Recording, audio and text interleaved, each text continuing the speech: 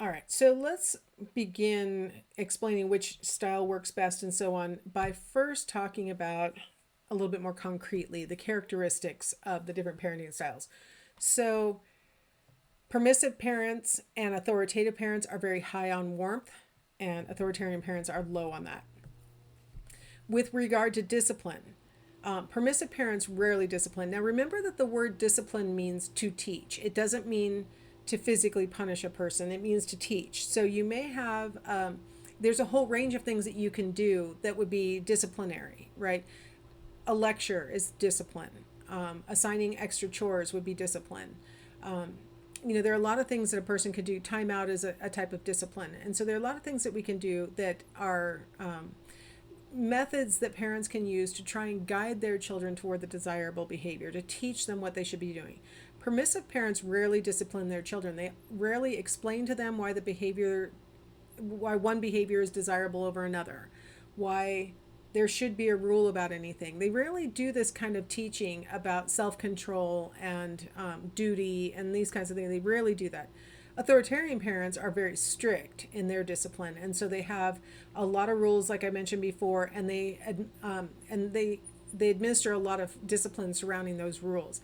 They're the one parenting style that's the most likely to use physical discipline, but there are other factors that go into that as well. Spanking happens in certain kinds of circumstances more than others, and we'll talk about that more later.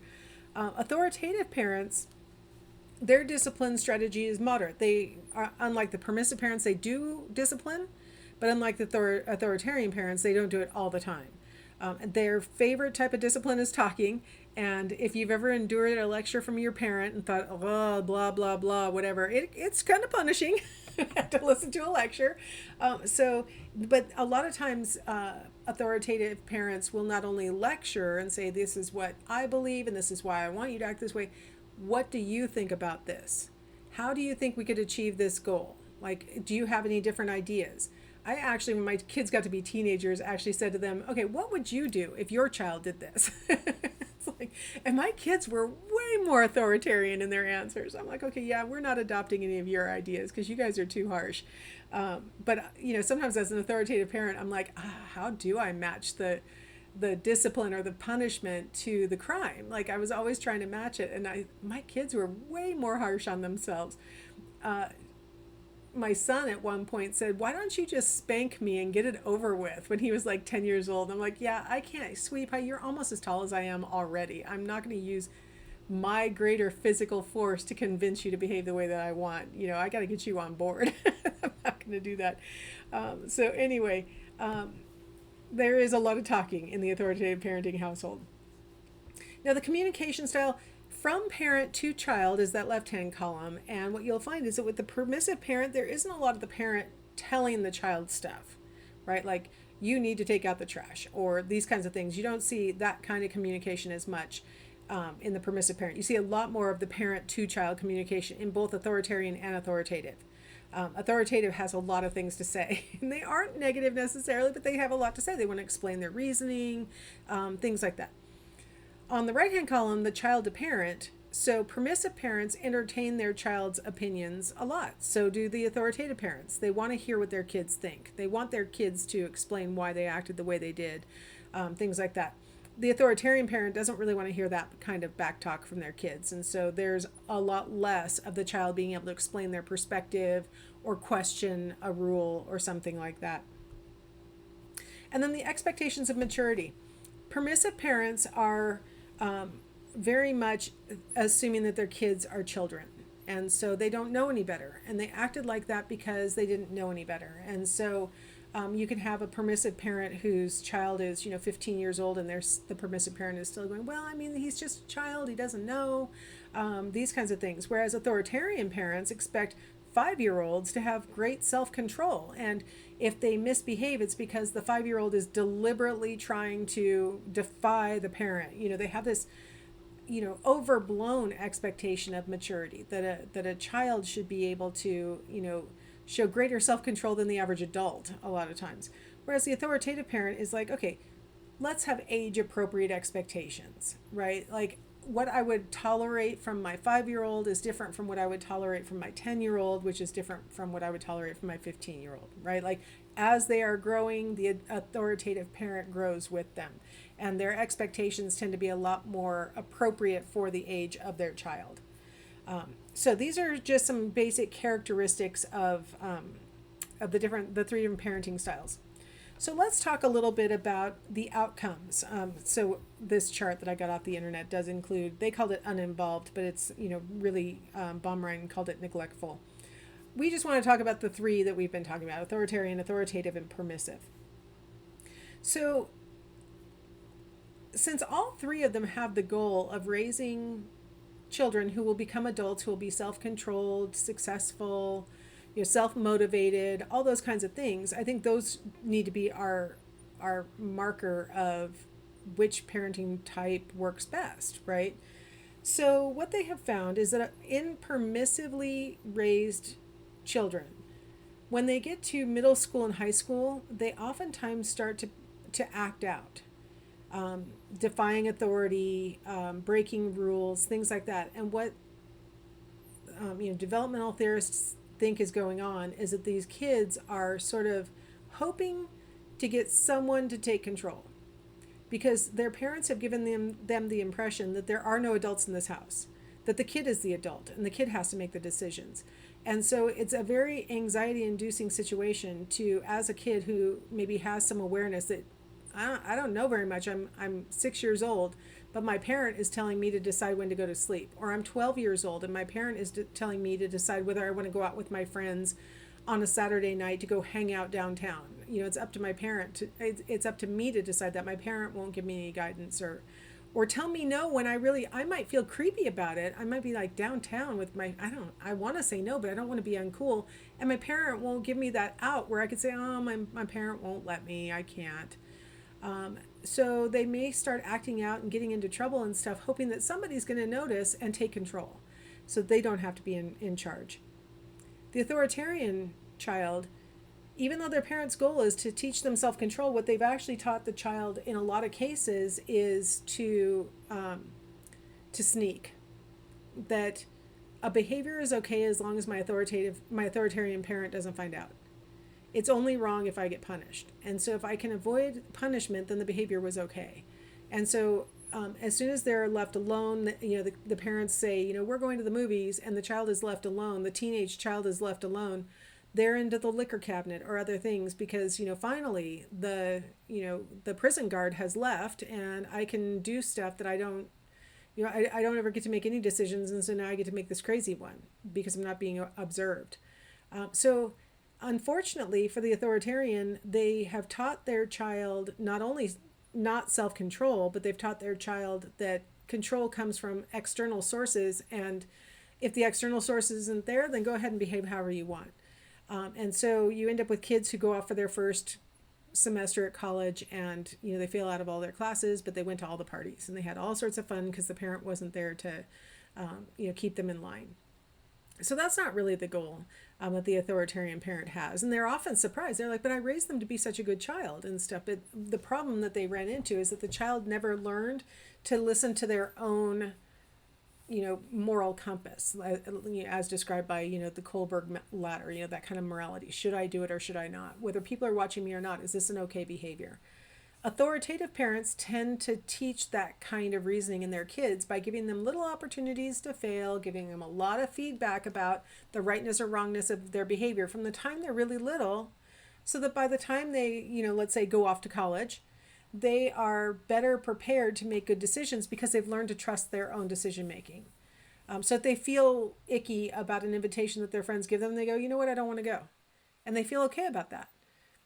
I remember when I was raising my daughter, her friend, they were 12, wanted to go to the Puyallup Fair, and mom was just going to drop them off, and they were going to walk around the Puyallup Fair, two 12-year-olds, and whatever.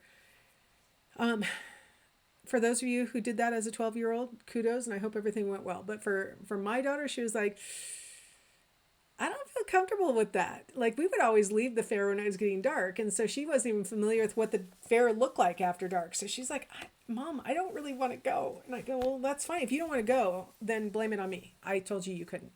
And that way your friend can just think I'm a square. But she didn't want to go, and she felt icky about it. And that's, having a parent, an authoritative parent who takes the kid, like, had she wanted to go, I'm not sure how I would have felt about it. I mean, they were only 12, and I feel like, she had never done anything like that at all, even close to that before. And that's when the teenagers show up after dark and stuff. So I'm like, she wasn't well enough prepared at 12, I don't think, for me to have let her go anyway. So I didn't feel bad that she blamed it on me at all, because I wouldn't have let her go, I don't think.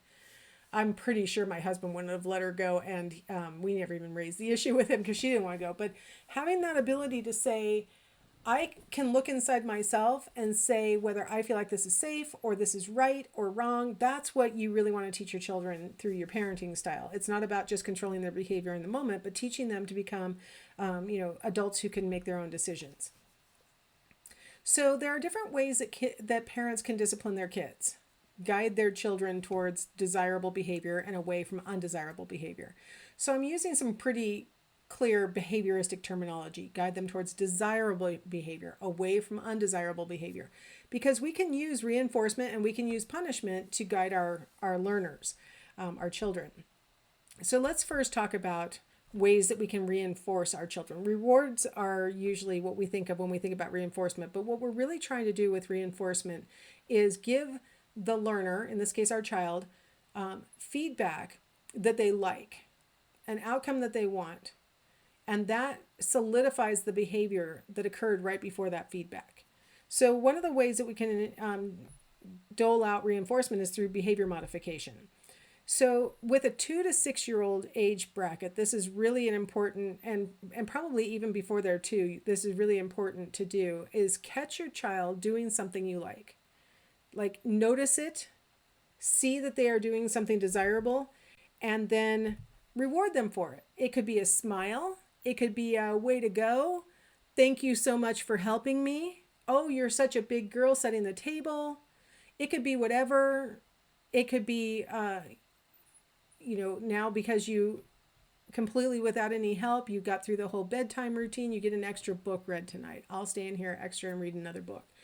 It could be whatever they want, whatever they, would be intrinsically rewarding for them. You dole it out because you caught them being good.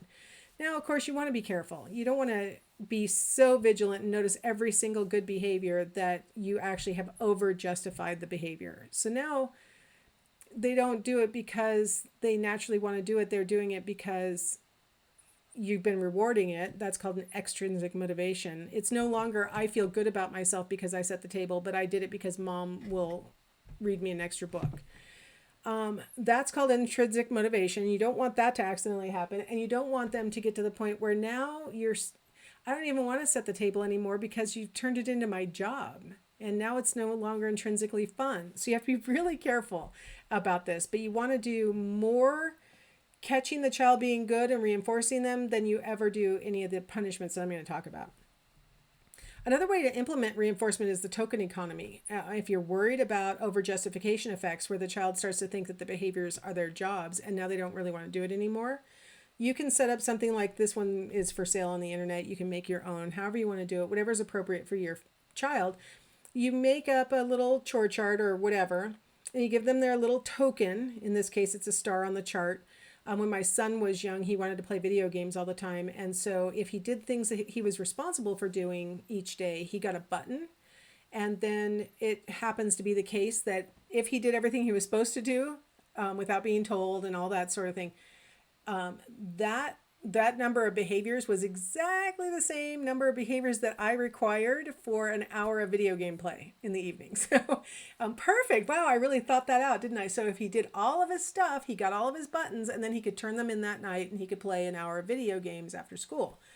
I ran into a problem with that when he started wrestling, and he had practice in the evenings, and then he had tournaments on Saturdays. And so he would try and turn in his entire week's buttons on Sunday and just 7 hour straight marathon of video games. I'm like, okay, something. And then he stopped being interested in doing his required behaviors because he knew he wasn't going to be able to turn in the buttons for like a week. And so I was like, okay, we got to rethink this button economy. But these are things that, when you're trying to be flexible and authoritative about it, you have to be flexible. You have to look at how the things are working and adjust on the fly. You don't say to yourself, oh, this whole thing isn't working, I'm going to get rid of my token economy. You think, okay, how can I value the tokens in such a way that they actually serve as a motivator for the child? When the kids are little, it's really super important that you have a really good one-to-one relationship between the reinforcements and the behaviors so that they really learn. So to be reinforcing, the child must want that reward. So just because you think it's something that you would want, or you think your child would want that reward, the way to find out whether the child really wants it is, are they willing to do the behavior that you liked again in an effort to get that reward? If you never see that desired behavior again, you didn't really reinforce it. It really wasn't something that the child wanted. So you have to tailor the rewards to the child. So it's really super, and you may have to change them over their lifetime. And then the reward must consistently follow the behavior. The younger the child, the newer the behavior, the more important this point is.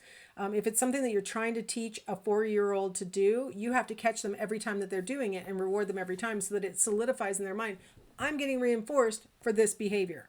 If you let too much time lapse between the behavior, or you sometimes reinforce it and sometimes not, they may not put it together that this is the behavior that you're trying to reward.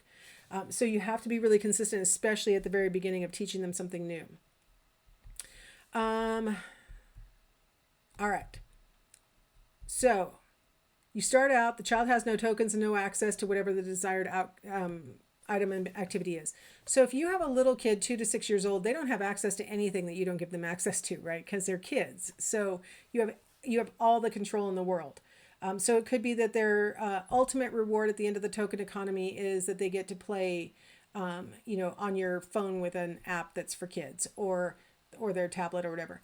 Or maybe the reward is the family's going to walk down to the ice cream shop as a reward for them getting all their tokens. It could be whatever it is. It could be, I personally, with little kids, don't like to use food rewards personally, because I don't want them to start associating food with being good. But sometimes that's if you don't have a lot of like dessert kinds of things in the house, it can be really rewarding. If it's a big thing, let's go down and get some ice cream.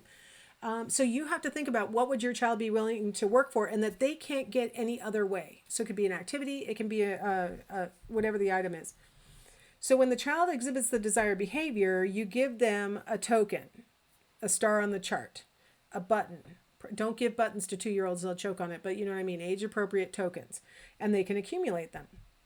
Once they've got enough of whatever the tokens are, they can turn those tokens in for whatever it is that they want.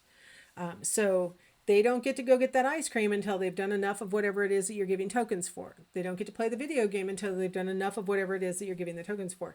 So you have to set up the rules in advance. Okay, look, if you get all of these squares filled with stars, then we're going to be able to go get our ice cream, right? And no ice cream can be had by that child. Luckily, they go to bed and stuff like that, and so mommy and daddy can still have ice cream in the evening, but the child can't have until they have achieved the correct number of tokens. And so if it's something that they really want, they usually will be willing to work like that.